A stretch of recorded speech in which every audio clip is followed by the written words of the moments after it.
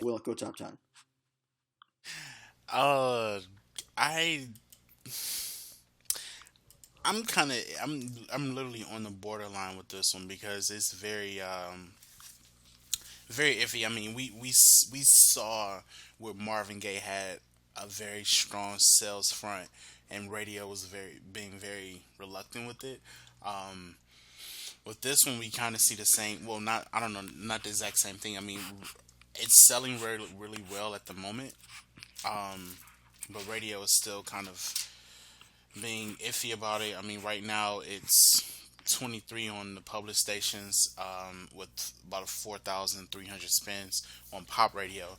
Um, I haven't checked out the call out scores, but I believe it's kind of a 50-50 with this one, really, because I'm not exactly sure if the public is going to respond well to this song on And radio. just a quick, sorry, just a quick notice. Okay.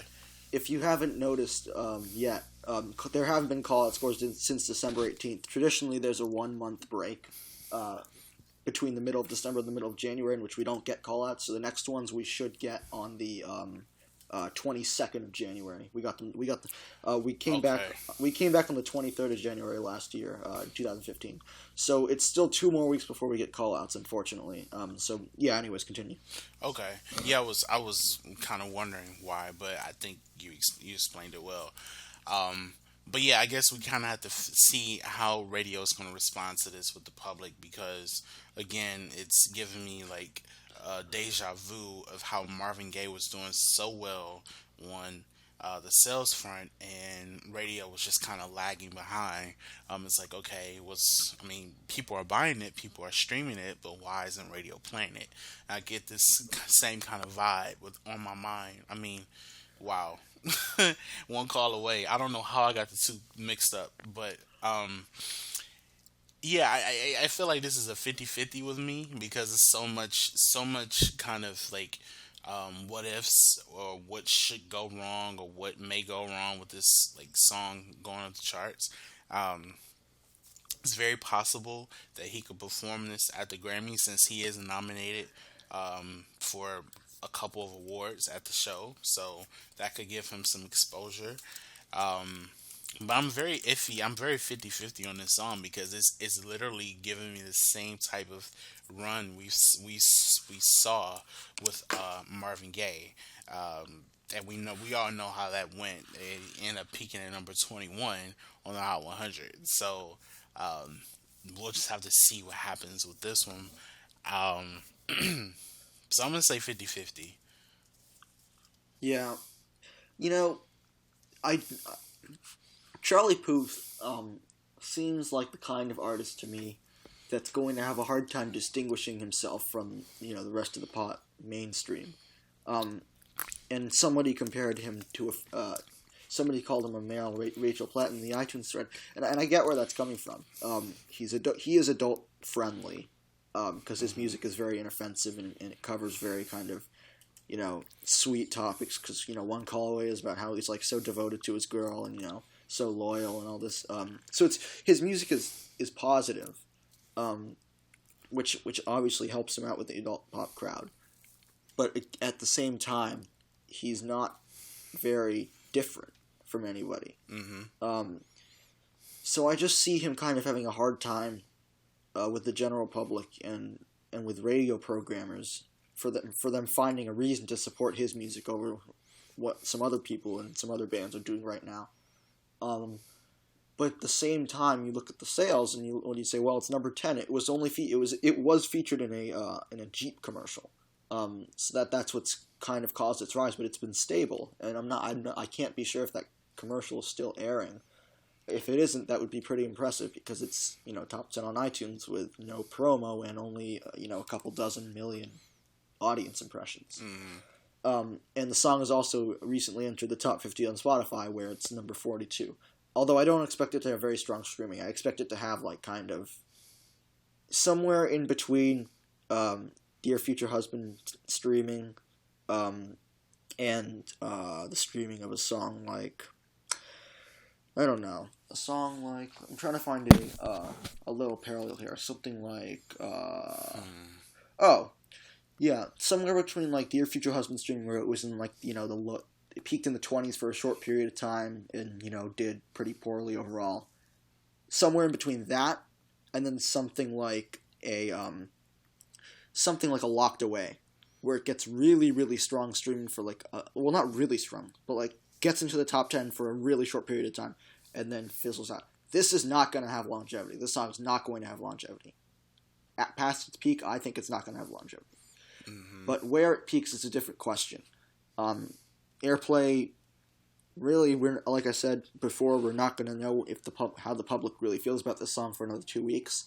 So we're going to have to, this is pure speculation on my part. But I think that this song is going to end up peaking probably somewhere between, and I'm going to give you a large range here because this is pure speculation and just guessing based on the nature of the song.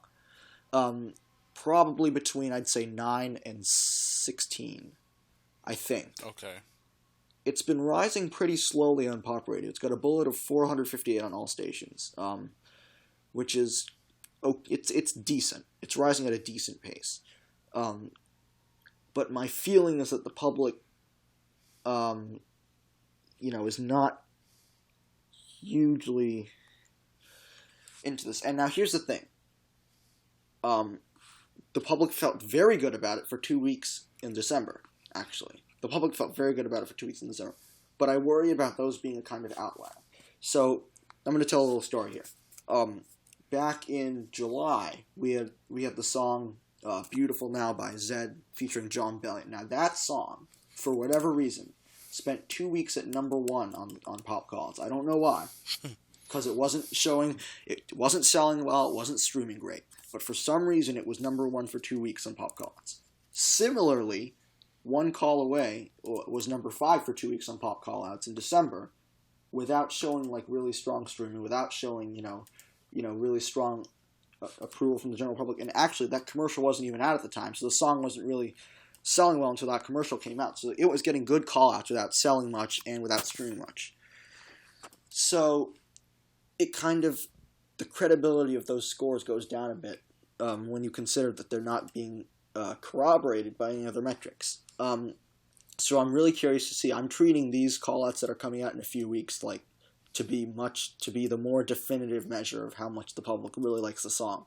To see after it's been, after they've been given a month to kind of contemplate its its presence in the mainstream. We'll see how they feel about it.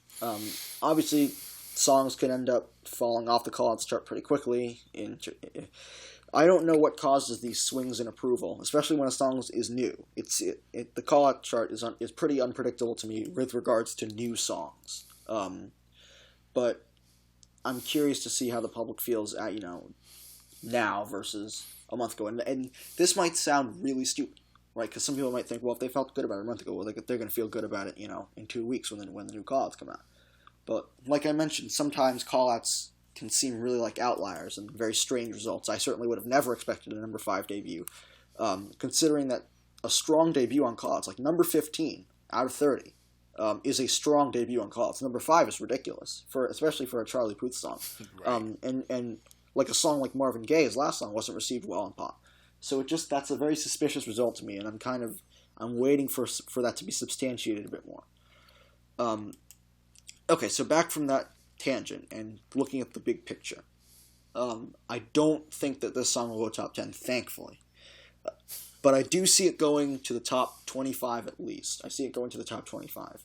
I see pop radio continuing to support a bit more. It's going to get some HAC support, almost inevitably. It's at number 31 there. I think it'll end up it actually might end up doing it better on HAC than on pop there, but that's hard to predict almost. That's almost impossible to predict, actually. And I think it'll end up doing pretty well there as well. Because I guess I shouldn't say traditionally because he's only had a few songs, but both See You Again and Marvin Gaye have done very well in HAC, and they also recently started playing. I don't know why they started doing this, but a solo version of See You Again is also getting some play on some HAC stations, not many, but some. So clearly, the HAC radio programmers are here for his music. Yeah. So that's going to help it get to the top 25. Sales probably are going to stay pretty stable.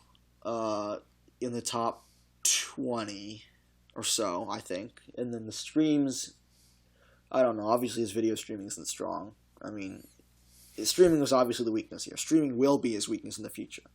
In my opinion, it'll continue to be his weakness. Ultimately, that'll keep him out of the top 10, but he'll still probably make the top 25, top 20. Yeah, I agree. I mean, if one one call away, if I'm trying to think of the name of that song, Marvin Gaye. Sorry, if Marvin Gaye is any indication of how this will perform on the Hot 100, then I agree. I feel like anything within the outside of the top 10 to the 30 range would probably be a reasonable peak for this song because right now, like you said, we really don't have any type of like hard pinpoint evidence that this could go top 10. So it'll become, I guess, more apparent once we get a better results of, or I guess another better set of call out scores with this song to see if it's actually still at number five or actually still within like the top 10 because it could have plummeted over the holidays. We don't know. So I guess we'll just have to kind of wait and see what happens the after the call out scores have come out. All right, so we were originally going to cover one more, but I think we'd like to move on a little bit. We have some more cool segments to do. So the first of those, and obviously, if you have any more songs that you'd like us to cover next time, put them in the thread. We'll cover them. Um, Anyways, we've got a few more things to talk about today. And the first thing we'd like to put our focus on is Justin Bieber's "Love Yourself," which obviously is shaping up to be a tremendously big hit. It's been well received all over the world. It's going to be a huge worldwide hit, possibly a very good contender for one of the top year-end slots of 2016. This song is looking to take number one. It seems almost inevitable. It's number one on Spotify, number one on iTunes, and quickly climbing on the streaming songs overall chart. So, and it recently passed Hotline Bling and I believe What Do You Mean on that chart. So this is shaping up to be number one. But how long will it be for? We think, some people think that there's like When We Were Young is a threat to it, or that Stressed Out is a threat to it. But other people are like, well, no, they're Stressed Out is going to stall in the top five, and When We Were Young is it's obviously not available on Spotify. So there are two sides to this. Do you think it's going to stay at number one for something like something modest like I don't know 2 to 5 weeks, or a long running number one, like 8 to 11 weeks? I don't know if it'll stay that long at number one. Like the latter part of what you just said, I think anything between 3 to 6 weeks is kind of an optimal bet. Um, because I mean, with the charts, I think a lot of songs are coming. I mean, we haven't really talked about this, but Stressed Out could be a contender for number one, just for the simple fact it's already number two on iTunes, and it's flying out of nowhere, literally. I mean, but we normally see songs that have that type of rise in sales, and they kind of mellow out and peak like in the 2 to 4 range. So I don't know, but I would say 3 to 6 weeks is a reasonable bet for Love Yourself. Not sure if We Were Young, When We Were Young, is gonna get that high. If I'm just assuming if this song is not gonna be on Spotify, I'm not sure if that song is gonna actually get that high, and I'm not exactly sure if there's gonna really be a video for that song because she hasn't talked about it, and we really haven't heard any additional information outside of the song "We When We Were Young" actually being serviced to radio. So we don't know the plans for that song yet. But as far as "Love Yourself," Justin Bieber, I really believe 3 to 6 weeks is a solid bet. I don't think it'll be a very long running hit, like past 6 weeks, because there's so much variability Once he hits number one, like I said, we're stressed out. The small possibility of when we were young, or something else could happen with after that time. We just don't know. But I feel like anything between 3 to 6 weeks is probably a safe bet. Saying 10 weeks, I think that's probably pushing it a little bit. But I mean, with Hello, it was a different story because that song opened up huge. It was literally a out of the gate smash, like your textbook definition of, oh my god, this is a huge hit. That song, we pretty much knew that was going to be a long running number one hit. There was nothing coming that close to dethroning Hello for at least 5 to 6 weeks. So that was kind of obvious. But with Love Yourself, I feel like he has a little bit more competition creeping up behind him. So that's why I put the estimate at a lower, I guess, lower range than the 10 weeks that a lot of people are kind of speculating. But hey, stranger things have happened, so we will see. Now, to say that this song, has nothing, kind of no obstacles once it gets, like, nothing contending for number one once it gets there is kind of naive. Because we know that songs can pop out of nowhere. We got the same thing with Uptown Funk, obviously, and, See You Again came out of nowhere. So, I'm not going to say, obviously, that this song has no has no challenges for number one once it gets there. But, at least for the next 3 to 5 weeks, I'd say the coast is pretty clear. Mm-hmm. I think that, like, Love Yourself, actually, Justin Bieber's streaming overall this era, just to point it out again, because people already know, but it's phenomenal. He broke the record for single week streams for an album, occupied the top 3 on Spotify for some time, including just a few days ago he did it again.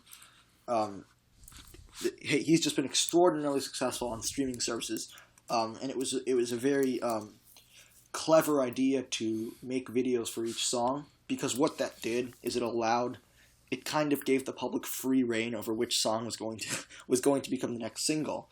Because Love Yourself obviously has got a lot more video views than the closest album track, I'll Show You.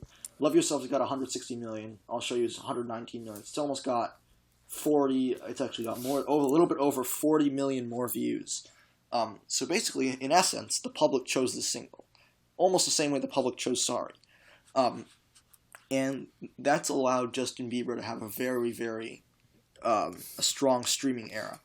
And these videos, like, they don't even have Justin Bieber in it. Justin Bieber isn't in the Sorry video. Justin Bieber isn't in Love Yourself video. But Love Yourself video is already getting over 3 million, 3.5 million daily YouTube views almost. And that's really strong. And I really would not be surprised if he ends up eventually getting to number one on the YouTube chart as well as the iTunes chart and the Spotify Spotify chart, where he's already number one. And everybody who has mentioned Justin Bieber's music to me, because people know that I'm into charts, has mentioned this song, Love Yourself, and how it sounds like Ed Sheeran, and how it's so mature, and how it's something, it's so different from what he's done. And that's exactly what Justin Bieber wants the public to think this era. It's the execution, regardless of whether or not you like the song, he's done a really good job at totally changing his image, which is very impressive, considering that the only reason he was in the news in 2013 and 2014 was for negative reasons. Mm-hmm. For, whatever, throwing eggs on a wall in South America or something like that. Maybe I'm kind of amalgamating several different incidents but something like that. Some bad thing. Some bad behavior. But here he is back with this totally Ed Sheeran style song. Totally. He sounds just like Ed Sheeran, especially in the chorus, I would argue. And the style is it's going to be received at Hot AC more successfully than Sorry, more successfully than What Do You Mean? And What Do You Mean actually peaked at number 8 there, so it didn't do badly. This song is just going to become massive on overall radio. I can see it already. It's getting spins on Urban. It's giving me Adele vibes, almost. Kind of Adele light vibes. I think it's gonna end up easily with 175 overall, 175 million overall audience, more. It's almost 7 million gained today. Like, come on. Um, and it's just effortless too, which is really kind of cool to watch. Regardless of how you feel about the song.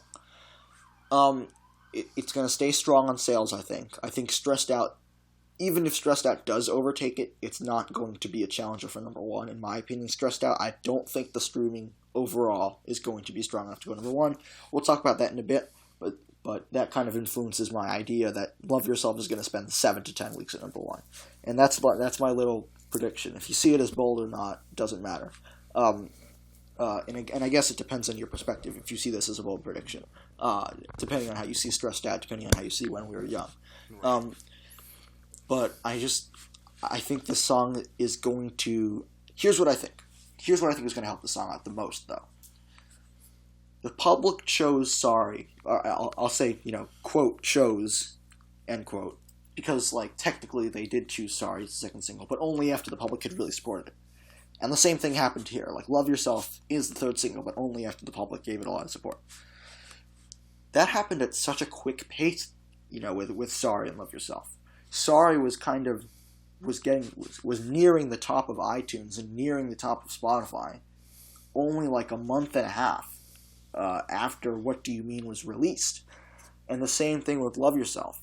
Only like a month and a half after Sorry really began to take off in November, you've got Love Yourself starting to take off. And the thing that I think is going to help Love Yourself at number one is that that's not going to happen as quickly for the fourth single. I don't think that there's going to be a song that the public kind of, converges upon to be the fourth single as quickly as it happened for Sorry and Love Yourself. If you look on Spotify, the current Spotify chart, there is no other Justin Bieber album track currently charting inside the top 30. The closest one is I'll Show You, which I mentioned as being the second closest on YouTube as well, which is at number 39. And also looking on the iTunes charts, similarly, there's nothing close. I'll Show You is not even in the top 100. So I think that Love Yourself is going to be given an extended amount of time to peak. It's not going to peak as quickly as those other songs for that very reason, that there's not going to be a fourth single like kind of rushed out because the public, converged upon it as a choice.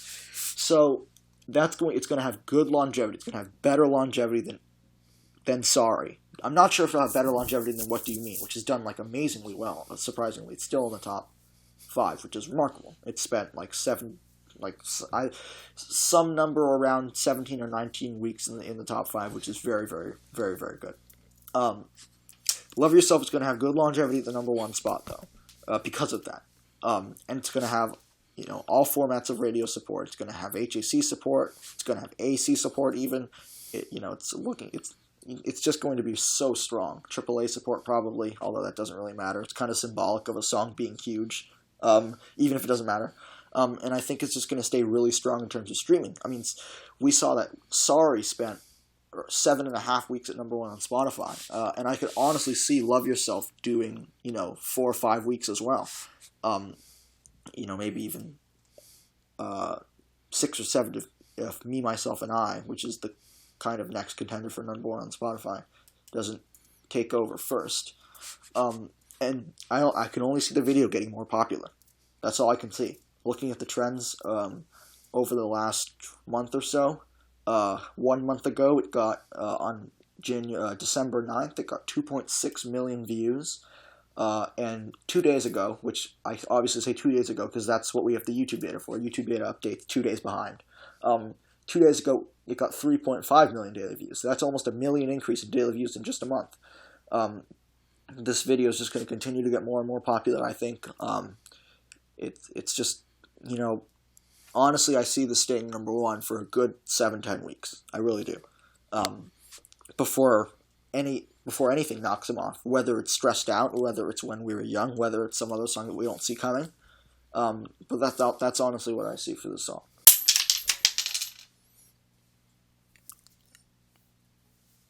I think there are a lot of people are gonna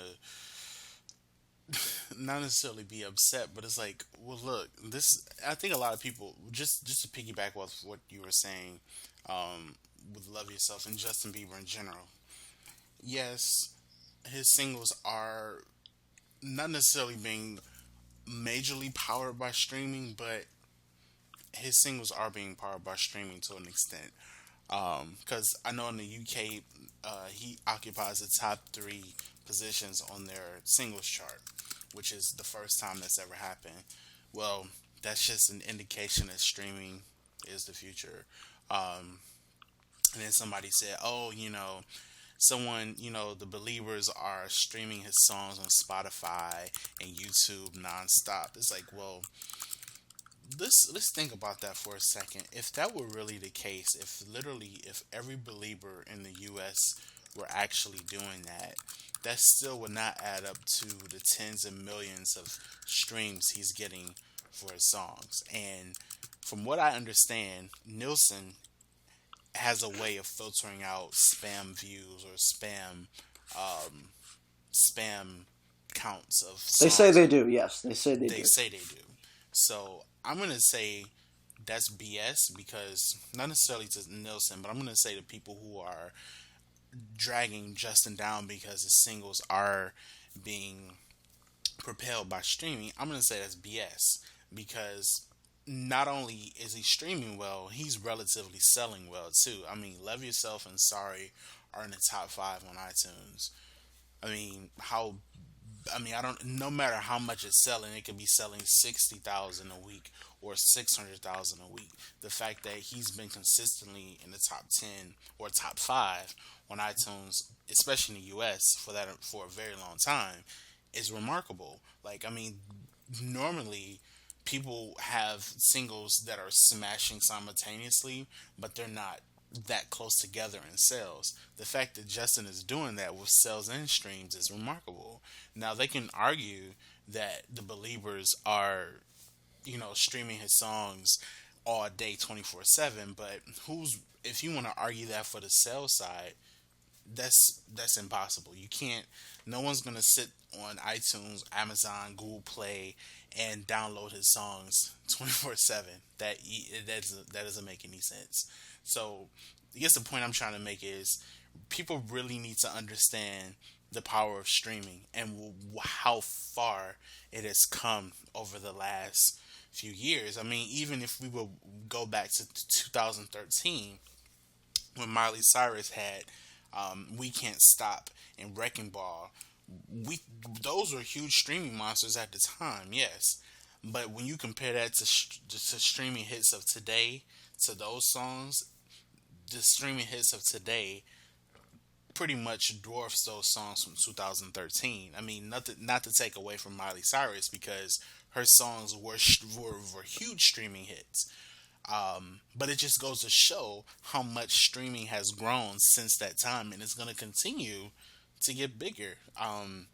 So I guess that's just to say that if people are so caught up on the whole, "oh, I don't like streaming, it's so disposable," blah blah blah. Well, you have to think about the time in 2004, 2005, when we transitioned from physical sales, when they were dying out, to digital sales, when people were going on iTunes and actually purchasing music, because it was way easier to do that than to actually go to a store and actually buy the physical single. Which, I mean, people, physical singles are still still on sale, but not as much. But I guess the point we're trying to make is you have to really accept the fact that streaming is coming to kind of take over digital sales. It's just the leg of the Yeah, lamb. It's yeah. happening. And this is an awesome segue into our next segment, which we're talking about the 2015 year-end Nielsen report, which obviously gives us a nice little treasure trove of data to examine. Looking at the streaming stats, streaming was up 93% in 2015, almost doubled. Total streams of 317.2 billion, compared to 164.5 billion in 2014. So streams almost doubled. And even though album sales were down, album equivalent units were up 15%, which obviously is very good for the industry. So streams are definitely the influence of streams is kind of allowing digital sales to die in relative peace, allowing the industry to continue growing. And just running down the list of the top songs the most streamed songs of the year. You've got Trap Queen at number one, Watch Me number two. Obviously, songs that you know didn't do as well on the Hot 100 as the songs that are below it on that streaming chart, like Uptown Funk is three and See You Again is four. Um, Video streams, Watch Me wins that one at number one. Surprisingly, Amarion is at number 10, supposed to be there. Adele made it all the way to number 8 in a month and a half, so that's crazy. Um, and Shake It Off, number 5 on video streams for the year. Yeah, just clearly a very well received video, obviously. Um, Audio streaming by itself, if we don't count video streaming, audio streaming is up slightly less, but still up 84%. And one of my favorite stats from this report, because it's just so interesting, and it kind of represents the quandary that music executives are they're in right now. And here's the stat: is that out of current adults that consume music regularly, 78% of them said that they were not planning, that there was not a chance that they would subscribe to a streaming service, that they would pay to stream in the future. Now, this has obviously been a big debate that has kind of characterized our industry in 2015, is the debate versus paid versus free streaming. You have Spotify in its famous freemium model, where you've got the majority of people that are streaming for free, and you've got services like Apple Music, where you must pay, and services like Tidal, where you must pay. And that stat kind of indicates, and to add on to that, you've only got 9% of people saying that they're either somewhat or very likely to pay. And the most commonly given reason was that, quote, they are too expensive, which to some people might sound ridiculous because, well, it's only like, $5-10 a month. But when you compare it to $0 a month, for a lot of people it becomes kind of redundant to pay for streaming. So it doesn't. The debate's kind of at a standstill. You've got consumers who are not willing to give in to paid streaming, at least based on this data, and you've got labels and executives that some of them really strongly have a conviction to transition to fully paid streaming, so that way they can presumably increase their revenues, like they did when digital sales absolutely took off in the mid 2000s. But I think what this really represents is kind of a shift in perception of the public of really what music is. People feel much more entitled to music nowadays, because it's so accessible and because it's so widespread on services like social media, that a lot of people I think naturally feel like they should be able to stream music for free, and that it's unreasonable that they'd be forced to pay for it. Whereas that represents a drastic shift from like 8 years ago, when people were gladly buying up tracks on iTunes like it was no tomorrow, as digital sales skyrocketed between the period of 2005 and 2011, 2012. So I guess the new year begins and the industry is in a very unsure state regarding this issue. Yeah, I agree. It's a lot of people are kind of in that middle ground with streaming and sales, but I think at the end of the day, a lot of people are going to realize how accessible streaming is, just how accessible digital downloads were when they first were introduced on iTunes and Amazon back in the day. And it's kind of like the same thing we're seeing. It's like, okay, this is being like digital sales are being phased or slowly being phased out by streaming, just the same way that physical sales were being phased out by digital sales. And so that percentage in the Nielsen report doesn't really surprise me, because it's kind of like deja vu all over again, as we've seen. So it's just another, I guess, piece of evidence that we're moving forward with technology and with the things that are evolving within, music, not only within music but also within other forms of media too. Because if you see, most magazine services, you can have those directly downloaded to your to your iPhone instead of actually going to the store and buying them. I mean, the magazine company is still making money off of you because you're still subscribing, but you're just subscribing in a different way. And I feel like that parallel can be applied to music because you're getting your music the same type of way, but just in a different type of format. So in the next 10 years or 5 years, however long it takes, there's going to be something else that kind of takes over streaming. I mean, I don't know what will overtake that, but things are going to constantly evolve as time goes on, and it's no different than it is in media and magazines or in print media versus versus music. So yeah. Yeah, it's very interesting. It's one of the most interesting aspects of the industry today. Is this debate, and it's ongoing. It changed the people's positions on it change frequently because of how quickly streaming is evolving as a metric and how quickly the overall charts are evolving as a result of streaming's evolution. Um, so overall, it's very, very interesting, and we'll definitely throughout the year as we record more podcasts, we will be talking about this a lot because it's something that's very important. It's streaming is now has gotten to the point where it's integral to this industry's charts, which is exactly what this podcast is about. So we will be talking about it a lot more. Now we're just going to do a few, like 3, 4 kind of interesting case studies in the iTunes Top 100. There are a few interesting case studies that we're going to kind of do a mini look into here. Just looking at the iTunes Top 100 yesterday, noticed a few songs that kind of stick out from the rest for different reasons. And the first song out of those is called "The Sound of Silence" by Disturbed. It's actually a cover of an old Simon and Garfunkel song. Disturbed are a metal band, but the song's kind of a power ballad. And this song has been brought up in some of the Billboard threads as, a song that, for being by a rock band, has streamed and sold unusually well.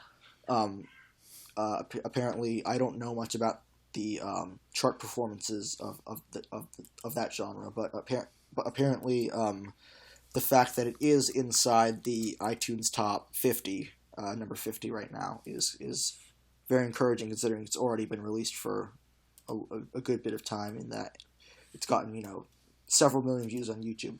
So whether or not a song like that crosses over, obviously it seems extremely unlikely, because we haven't had an active rock crossover in almost a decade. It's still interesting to look at as it kind of gets lost, because it kind of gets lost in I guess the overall discussion that we partake in the forum, because when we talk about streaming, we talk about songs that are in usually the pop or the hip hop, urban genres. We never talk about rock music or alternative music usually. Yeah. So to see a song doing well is actually kind of interesting, and maybe provides a little bit of encouragement to fans of the format, that hopefully it doesn't die out. The format, hopefully no genres die out because of streaming and because of its increased importance. Right, and it's good to see like a different, like a diversity of songs actually doing well, especially when you're in a world that's dominated predominantly by like pop music, and it's just encouraging to see that people are still interested in not just pop music, but also different types of genres as well, like rock, active rock, country, even like to an extent, um, like I guess kind of like alternative, basically I guess alternative, which would kind of fit into like like segue into the rock category as well. Um, but it'll be interesting to see how far this song will actually ascend, because right now it's number 50 on iTunes, which is great, and it's still rising. It's had a string of green updates over the past few days, or actually in the past day or so. So it's encouraging to see that it's having some stability, and could potentially, you know, crossover in a couple, I don't know, months or so. But it'll be interesting to watch over the next few. next few weeks, the next few months. And additionally, another song that's kind of interesting to look at in the iTunes Top 100 is Justin Timberlake. We haven't seen him have success since really since the early part of 2014 when Not a Bad Thing went number one on pop radio. But he is on an almost kind of like he's back with Drink You Away, which is an album track, and this is so I love this because it's so unlikely. He performed this song with Chris Stapleton, obviously, at the Country Music Awards, which obviously gave the other song that they did, Tennessee Whiskey, a huge boost. It made a top 20 Hot 100 hit, which is impressive for a country song, especially one like Tennessee Whiskey, which is not really of the same kind of country that is really supported by country radio nowadays. But anyways, Drink You Away was also performed, also got a big boost on iTunes, and is currently kind of just sitting around in the top 100 at 75 and actually receiving a little bit of pop radio support, which is insane because it's been 2.5 years since that album came out, and now an album track is getting airplay. Um, do you see the song gaining any traction in the future? I don't know because it's kind of one of those weird situations where you have this album track just doing well on its own. Like I really don't think that the label is going to put too much in this promoting the song this year. Uh, it seems very not necessarily random that this song is taking off because we all know why it's taking off. It's because, like you mentioned, the Country Music Awards where you performed Chris Stapleton, so it's not that far fetched.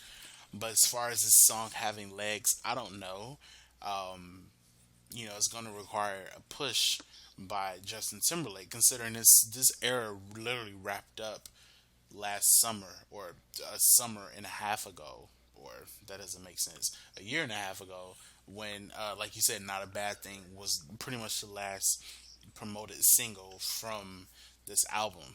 So I don't know. I don't think it's gonna gain too much traction. I mean, I think it's gonna do what it does on its own, but as far as it like becoming like a substantial hit or like even maybe going top 40 at this point, it's kind of bleak. I mean, I would love to see what happens with this song because it's very rare that a song that has been on an album for almost 2 years to come back and just do do amazing. So it'll be interesting to watch the song, but I don't think that it's gonna really like be a substantial hit by any means. Yeah, but it's definitely definitely an outlier Yeah. to say the least. In this top 100, one more um, is called "Bet You Can't Do It Like Me," and it's by D-Lo. And this is an early contender for the "Hit the Quan" / "Watch Me" / "Nasty Freestyle." The next kind of that kind of hit is the next contender for that. It's currently top 20 on YouTube. It's been as high as number 8, I believe, so far. So it's pretty steady on that metric. And it's kind of it's another a song that instructs you to dance, and challenges you to dance. And that obviously worked really well with Silento. I mean that was the most streamed song on that was the for video streams, that was the most streamed song of the year. Overall, it's the second most. That's still got more streams than Uptown Funk, which is ridiculous. Yeah. Um, but that works well. Now, the question for these kinds of hits has been, well, is it going to be a Hit the Quad, or is it going to be a Watch Me, or is it going to be a Trap Queen, or a Nasty Freestyle? The first thing is, this song will not pull, a Trap Queen or a Watch Me, I don't think. I mean, it's not substantial enough to pull a Trap Queen, and it's not original enough to pull a Watch Me. We saw Hit the Quad was kind of a rip-off of Watch Me, and it didn't do as well, but it was still a top 20 hit. And I'm expecting the same for this song. Yeah, I think with this song it's been out for a while, so I think it's been exposed for a while. But I remember it was held back from Spotify for a very long time. I don't know why, but I think this will probably be another viral hit for 2016. I thought it would actually take off in 2015, but right now it's just probably gonna be another hit. I don't think it'll be as big as Watch Me was. But again, think stranger things have happened, and it absolutely could very well be as big as Watch Me. But I think with songs that are of this nature that teach you to dance and everything, or like songs that are viral in this nature, they usually come once every few years. I think with Watching Me still kind of being fresh in people's mind, which I mean it really is because it's still top 20 on the Hot 100 after 45 weeks. Um, I think this will probably this hit. Bet you can't do it like me. Will have a chance to shine once Watch Me starts to fade away more over the next couple months. But yeah, I think it'll be a hit, but not as big as like as we've seen with like Watch Me, because that was kind of like a once, not necessarily once in a lifetime thing. But again, you have to think about overexposure and kind of like fatigue of these types of songs, because I know people are still complaining about Watch Me, but then in a few months they'll be they'll be saying, "Oh man, I wish there was another dance song to teach me something how to do." So it all depends. Yeah, and I think it's variable, and it's something that it's hard to predict how big these songs are going to be, because one video could change it all, and that's why it's exciting actually, and it's I don't know. There's not much to say about this trend that hasn't already been said. You've got these songs that are either derived, like, it's funny because a lot of people like deride them as being like basic, or being like totally unoriginal and horrible and terrifying, and like, ugh, music was so much better back in 2009, all these kind of comments, and then they end up dancing to it with their friends at the party. It's so hypocritical. Yeah. But it's an interesting case for sure. And it's just, I don't know. It's something that the charts have not seen since like Soulja Boy, in whatever year that Crank that came out. Was that '09? I can't even remember. It was '07. So yeah, about '07. Yeah. See, I didn't even remember. So yeah. Anyways, that about wraps it up for this podcast. We will be recording another one extremely soon, as there are some more topics that we would like to cover. But for now, that wraps it up for episode 10, and take care.